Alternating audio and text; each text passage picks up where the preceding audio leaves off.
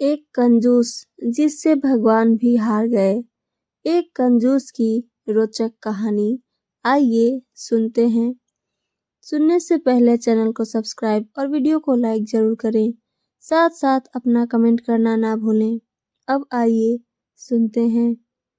एक समय की बात है, एक बहुत ही कंजूस व्यक्ति था। उस व्यक्ति का नाम दानचंद था। उसके पास धन तो बहुत था, परंतु उसने कभी किसी को दान नहीं किया था। उसने प्रण ले रखा था कि जीवन में कभी किसी को कुछ भी दान नहीं करना है। उसके घर से कुछ किलोमीटर दूर गंगा नदी बहती थी, परंतु वह कभी गंगा स्नान करने नहीं गया, क्योंकि गंगा स्नान करने के बाद पंडे पुजारियों को कुछ दान दक्षिणा देनी पड़ती है। गंगा स्नान के बाद दान करना पड़ेगा, इसी डर से वह कभी गंगा स्नान करने ही नहीं गया। उसकी पत्नी उसे दान पुण्य करने के लिए कहती थी, परंतु वह कहता था, इतनी बड़ी दुनिया में हमारा छोटा सा दान करने से क्या होगा। एक दिन उसकी पत्नी ने कहा, अब तो आपका बुढ़ापा आ गया, आप दान पुण्य तो कुछ करते नहीं, कम से कम एक बार जाकर गंगा ही स्नान कर आओ। पत्नी की बात मानकर उसने गंगा स्नान करने की हामी भरी। उसके घर से गंगा नदी 12 किलोमीटर दूर थी। रास्ते में कहीं पैसा खर्च ना हो जाए, इसलिए वह 12 किलोमीटर पैदल ही चला गया। जब दानचंद गंगा नदी के किनारे पहुंचा तो उसको लगा कि घाट पर जाएंगे तो पंडित दान दक्षिणा मांगेंगे, इसलिए वह स्नान करने मुर्दा घाट चला गया। मुर्दा घाट बिल्कुल सुनसान था। उसने इधर उधर देखा, दूर दूर तक कोई नहीं था। उसने जल्दी से गंगा जी में एक डुबकी लगाई। भगवान जो घट घट के वासी हैं, वह उसे यह सब देख करता हुआ देख रहे थे। भगवान को एक मजाक सूझी। भगवान वहां पर एक पंडित का रूप बनाकर प्रकट हो गए। जैसे ही दानचंद डुबकी लगाकर बाहर निकला, पंडित रूपी भगवान बोले, यजमान की जय हो। पंडित को देखते ही दानचंद कांप गया। बहुत बोला, यह तो हद हो गई, यह पंडा तो मुर्दा घाट पर भी आ गया। पंडित ने बताया कि मैं एक संतोषी ब्राह्मण हूँ और एकांत में यहाँ मुर्दा घाट पर ही पड़ा रहता हूँ। यहाँ कभी कभी आपके जैसे कोई यजमान आ जाता है और मेरा साल भर का इंतजाम इकट्ठे ही कर देता है। आज आप आ गए हैं, आपको मेरा 1 वर्ष का इंतजाम करना है। दानचंद बोला, मैं इतना दान नहीं कर सकता। पंडित बोला, दान तो अपनी श्रद्धा के ऊपर होता है, इसलिए आप 6 महीनों का इंतजाम कर दो। दानचंद बोला, मैं 6 महीनों का इंतजाम भी नहीं कर सकता। पंडित बोला, तो 3 महीने। दानचंद बोला, नहीं। पंडित बोले, 1 महीने का ही कर दो। दानचंद बोला, मैं 1 महीने का तो क्या, मैं 1 दिन का भी इंतजाम नहीं कर सकता हूँ।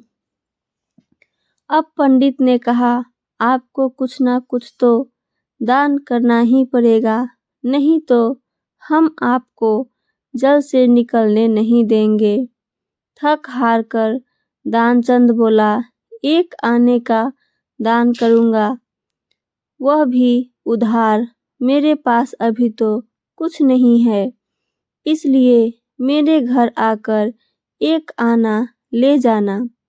पंडित ने दानचंद को 1 आना दान करने का संकल्प दिलवा दिया। दानचंद ने सोचा, मेरा घर तो यहाँ से 12 किलोमीटर दूर है। यह पंडित एक आने के लिए इतनी दूर थोड़ी आएगा।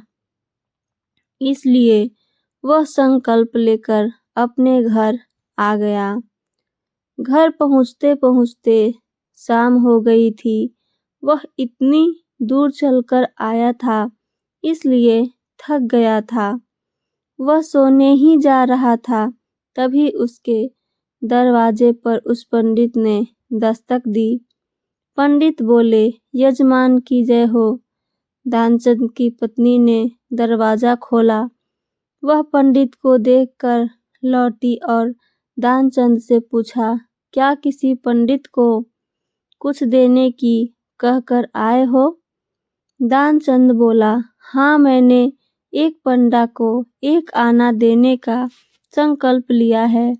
पत्नी बोली, वह पंडित जी अपना एक आना लेने दरवाजे पर खड़े हैं।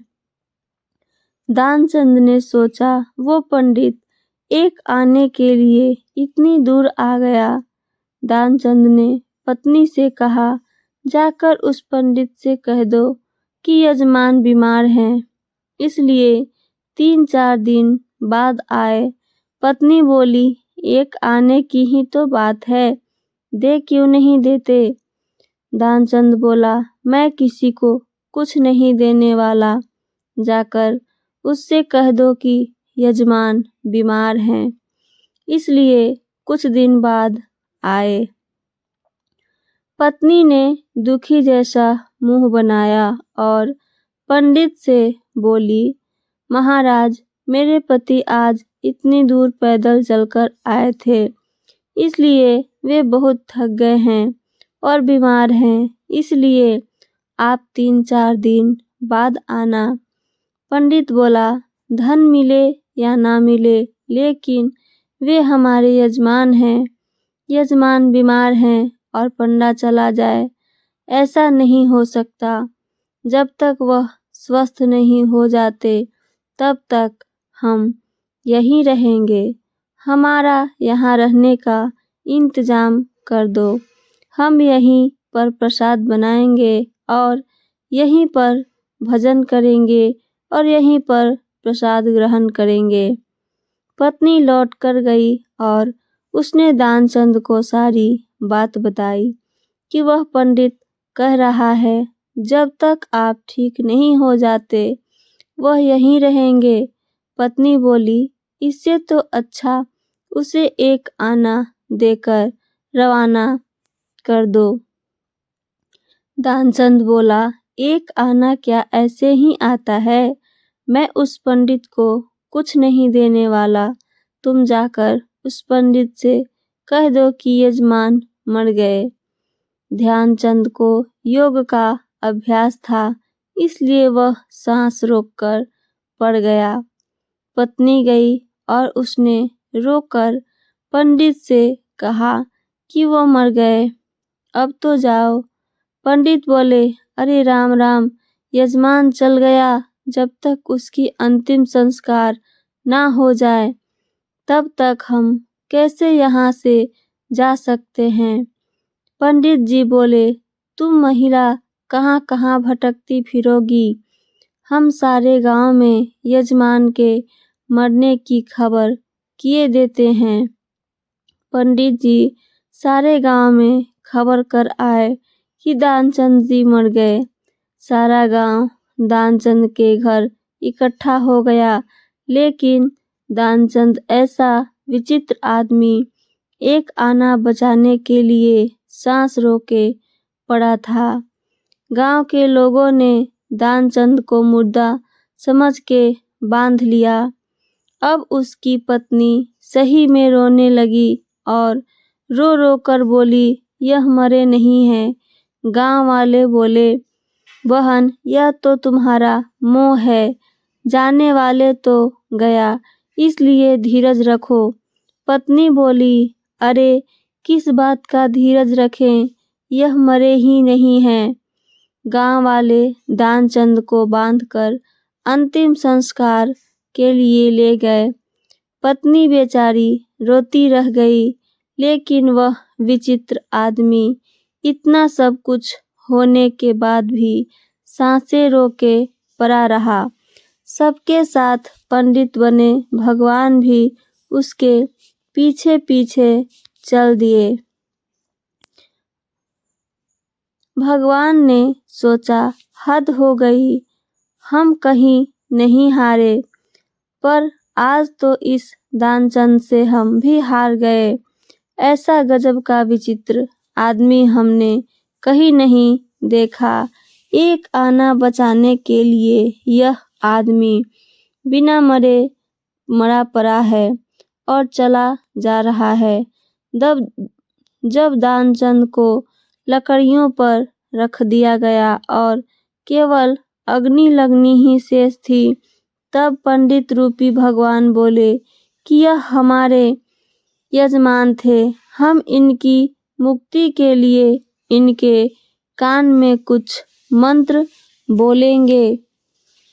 भगवान उसके कान के पास मुंह लेकर गए और बोले, मैं भगवान विष्णु हूँ, मैं बैकुंठ से तुमसे नाता जोड़ने आया हूँ। दानचंद ने जैसे ही सुना कि भगवान बोल रहे हैं, उसने धीरे धीरे आंखें खोली, लेकिन जैसे ही उसने देखा कि यह तो पंडित है, उसने फिर से आंखें बंद कर ली। भगवान बोले, हम हार गए, हम तुमसे कुछ नहीं लेंगे, तुम ही हमसे कुछ मांग लो।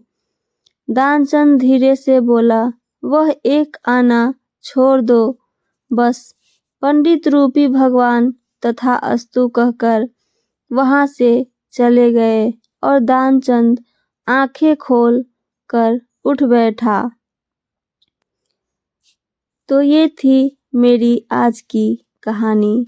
मेरी कहानी आप सबको पसंद आई हो तो चैनल को सब्सक्राइब और वीडियो को लाइक, साथ साथ अपना कमेंट करना ना भूलें। सुनने के लिए धन्यवाद।